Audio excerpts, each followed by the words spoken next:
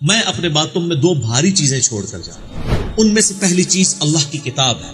اس میں ہدایت ہے, اس میں نور ہے. تم اللہ کی کتاب کو پکڑو, اپنا تعلق اس کتاب کے ساتھ مضبوط کرو.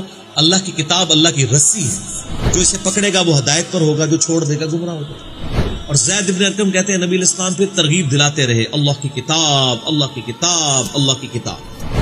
لیکن امت نے پھر کتاب پر سے کچھ ڈالا. پھر آپ صلی اللہ علیہ وآلہ وسلم نے فرمایا دوسری بھاری چیز میرے اہل بیت ہے. میں اپنے اہل بیت کے معاملے میں تمہیں اللہ کا خوف دلاتا ہوں. میں اپنے اہل بیت کے معاملے میں تمہیں اللہ کا خوف دلاتا ہوں. میں اپنے اہل بیت کے معاملے میں تمہیں اللہ کا خوف دلاتا ہوں, یعنی ان کے ساتھ حسن سلوک کرنا میرے بات.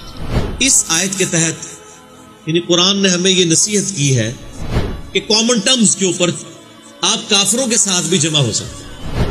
اہل سنت اور اہل تشیع تو پھر بھی یعنی دونوں مسلمان ہیں. اللہ آپ کو جزائے خیر دے کہ آپ نے ہمیں ایک دفعہ سوالات کرنے کا پھر سے موقع دیا. میرا سب سے پہلا بنیادی اور اہم ترین سوال یہ ہے کہ قرآن پاک میں سورہ آل عمران آیت نمبر 64 کے تحت اعوذ باللہ من الشیطان الرجیم بسم اللہ الرحمن الرحیم قل یا اہل الکتاب تعالوا الی کلمۃ سواء بیننا وبینکم کے تحت جو قرآن پاک اہل کتاب کے لیے کامن ٹرمز کی بات کرتا ہے, تو کیا جو ہمارے اسلام میں شیعہ مسلم اور سنی مسلم کی ڈویژن ہو چکی ہے, اس قرآن پاک کی آیت کے تحت اہل تشیع اور اہل سنہ کے درمیان اختلاف مٹانے کا یہ آیت مصداق نہیں بن سکتی؟ بے شک بنے گی.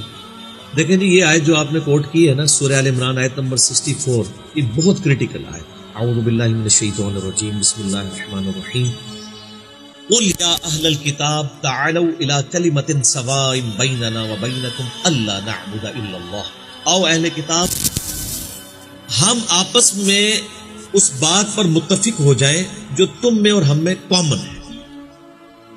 اہل کتاب اگرچہ کافر تھے, مشرک تھے, ان کو بھی کامن ٹرمز کے اوپر ایک جگہ جمع کیا گیا. اللہ نعبد الا اللہ, کہ مت پوجے ہم کسی کو سوائے اس ایک اللہ, اور ہم آپس میں ایک دوسرے کا رب نہ مان لیں. اور اے نبی علیہ السلام, اگر یہ پھر بھی روگردانی کی روش اختیار کریں تو آپ فرما دیجئے صلی اللہ علیہ وآلہ وسلم کہ ہم نے تو اپنا سر تسلیم خم کر دیا اپنے رب کے حضور. الحمدللہ. اس آیت کے تحت یعنی قرآن نے ہمیں یہ نصیحت کی ہے کہ کامن ٹرمز کے اوپر آپ کافروں کے ساتھ بھی جمع ہو سکتے ہیں. اہل سنت اور اہل تشیع تو پھر بھی یعنی دونوں مسلمان ہیں. میں تو کسی کی تکفیر نہیں کرتا سوائے دو مکاتب فکر کے. ایک اہل سنت کا آف شوٹ ہے قادیانیت, جو انڈیا پاکستان بنگلہ دیش میں پایا جاتا ہے. دوسرا اہل تشیع کا ایک آف شوٹ ہے شام میں نصیریہ, جو مولا علی رضی اللہ تعالی عنہ علیہ السلام کے لیے الوہیت کلیم کرتے ہیں, ڈیوینٹی کلیم کرتے ہیں. وہ ان کو کہتے ہیں اللہ ہی نے علی کا روپ دھارا ہے, نعوذ باللہ. ان کی خود اہل تشیع اثنا عشری بھی تکفیر کرتے ہیں. تو ہمارے پاس کامن ٹرم سنی اور شیعہ کے لیے ایک ہے, اور وہ ہے غدیر خم. ہمارے تو اکثر سنی علماء جب مدرسوں سے فارغ ہوتے ہیں تو ان بیچاروں نے یہ نام بھی نہیں سنا ہوتا, غدیر خم. کہتے ہیں یہ کیڑی شے ہے, تو ہم کو بتاتے ہیں ایک گاؤں کا نام ہے خم. غدیر خم وہ جگہ تھی, ایک گاؤں تھا جہاں پانی کے لیے پڑاؤ کیا تھا آپ صلی اللہ علیہ وآلہ وسلم نے 18 ذوالحجہ 10 ہجری. اس کے تقریباً 3 مہینے کے بعد ربیع الاول کے اندر, تاریخ کنفرم نہیں لیکن دن سومواری تھا, 11 ہجری میں آپ صلی اللہ علیہ وآلہ وسلم کی رحلت ہوگی دنیا سے.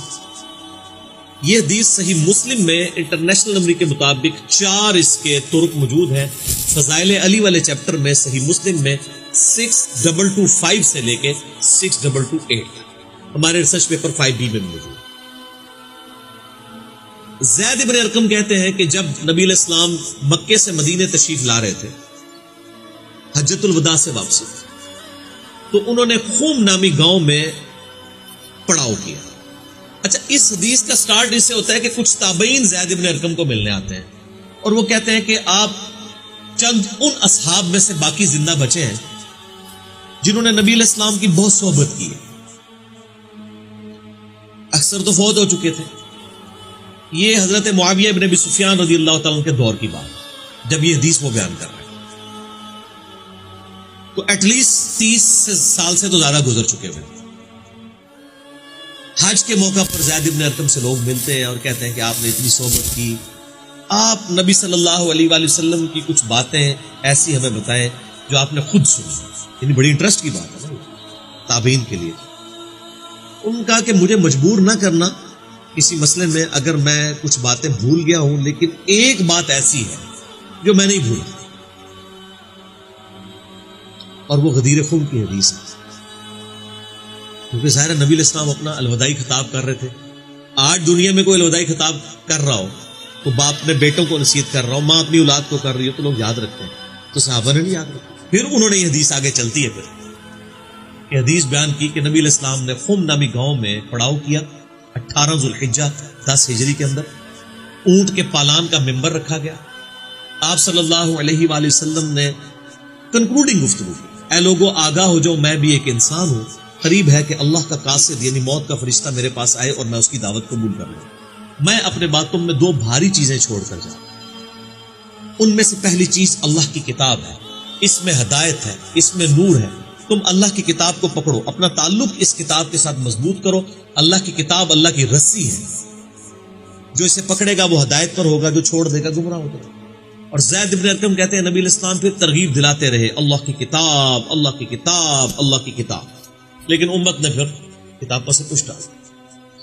تو پہلا پورشن آ گیا کامن بانڈ قرآن. پھر آپ صلی اللہ علیہ وآلہ وسلم فرمایا دوسری بھاری چیز میرے اہل بیت ہے. میں اپنے اہل بیت کے معاملے میں تمہیں اللہ کا خوف دلاتا ہوں, میں اپنے اہل بیت کے معاملے میں تمہیں اللہ کا خوف دلاتا ہوں, میں اپنے اہل بیت کے معاملے میں تمہیں اللہ کا خوف دلاتا ہوں. یعنی ان کے ساتھ حسن سلوک کرنا میرے بات. لیکن اہل بیت کے ساتھ بھی جو کچھ امت نے کیا, نبی علیہ السلام کی وفات کے 50 سال کے بعد 61 ہجری میں, وہ ایک تاریخ کا ایسا باب ہے کہ آپ اس کی مثال یعنی پچھلی امتوں میں پیش نہیں کر سکتے. بہرحال آپ صلی اللہ علیہ وآلہ وسلم نے امت کو پہلے ہی اس حوالے سے ڈرا دیا تھا. اسی حدیث میں زید بن ارقم سے وہ تابعین پوچھتے ہیں کہ یہ اہل بیت سے مراد کون ہے, کیا نبی کی بیویاں مراد ہیں؟ اب زید بن ارقم جو ہے وہ ایک طریق میں آتا ہے, وہ کہتے ہیں نبی کی بیویاں اہل بیت ہیں, لیکن یہاں پہ وہ مراد نہیں. اور دوسرے طریق میں آتا ہے کہ بیوی تو کبھی ایک مرد کے ساتھ ہوتی ہے, کبھی دوسرے مرد کے ساتھ. اہل بیت سے مراد نبی علیہ السلام کے دودھ کے رشتے کے لوگ ہیں, خون کے رشتے کے لوگ. اب بڑے سخت لفظ تھے یہ, کئی علماء نے سنا, ان کا یہ کہ تو دریافت کر لیا بھائی, صحیح مسلم میں موجود ہے 6225 سے 6228. زید بن ارقم کہتے ہیں کہ اس سے مراد ہے آل عقیل, آل علی, آل عباس, آل جعفر, حضور کے جو قریبی رشتے دار ہیں, یہ 4 خاندان. کیونکہ انہی کی اولاد کو کربلا میں ذبح کیا گیا تھا نا بعد میں, تو انہی کے بارے میں اللہ تعالیٰ نے اپنے نبی علیہ السلام کو غیبی خبر دے دی کہ آپ کی امت یہ اہل البیت کے ساتھ سلوک کرے. اچھا, یہ حدیث مسلم میں تو اتنی ہے, غدیر خم کی حدیث. یہ باقی جو کتابیں ہیں نا, سنن نسائی الکبریٰ ہو گئی, مسند احمد ہو گئی, اور اسی طریقے سے السنہ امام ابن ابی عاصم کی, اور باقی کتابیں میں نے سارے 8 طرق اس ریسرچ پیپر میں 33 نمبر کے اوپر جمع کیے 33 میں. اس میں آگے حدیث چلتی ہے کہ آپ صلی اللہ علیہ وآلہ وسلم نے پھر اصحاب سے کہا, اے میرے صحابہ, قرآن کی یہ آیت النبی اولا بالمؤمنین من انفسہم وازواجہ امہاتہم, نبی علیہ السلام اپنے امتیوں پہ ان کی جانوں سے بڑھ کر حق رکھتے ہیں, اور نبی کی بیویاں امت کی مائیں ہیں. کیا اس کے تحت تم میرا حق اپنے اوپر مانتے ہو؟ سب نے کہا بلا یا رسول اللہ, کیوں نہیں.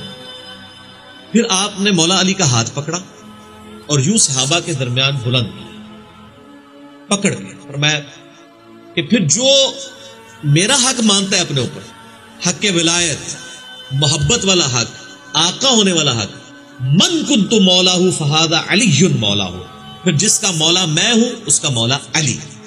پھر اسی حالت میں آپ نے کہا اے اللہ اس سے محبت رکھ جو علی سے محبت رکھے, اس سے دشمنی رکھ جو علی سے دشمنی رکھے.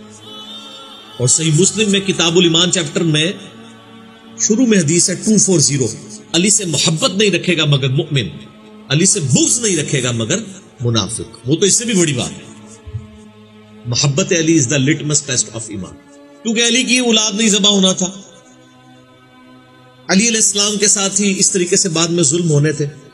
اچھا، غدیر خم پہ صرف نبی علیہ السلام کے وہ ساتھی باقی رہ گئے تھے جنہوں نے مدینہ شام جانا تھا، باقی تو سارا مجمع حجۃ الوداع پہ چھٹ چکا تھا، وہاں آپ نے یہ خطبہ نہیں دیا، وہاں والی جو روایتیں اس طرح کی ملتی ہیں وہ کمزور ہیں، اصل خطبہ غدیر کے اوپر۔ تو بیسیکلی اہل شام کو اور اہل مدینہ کو ڈر سنایا جا رہا۔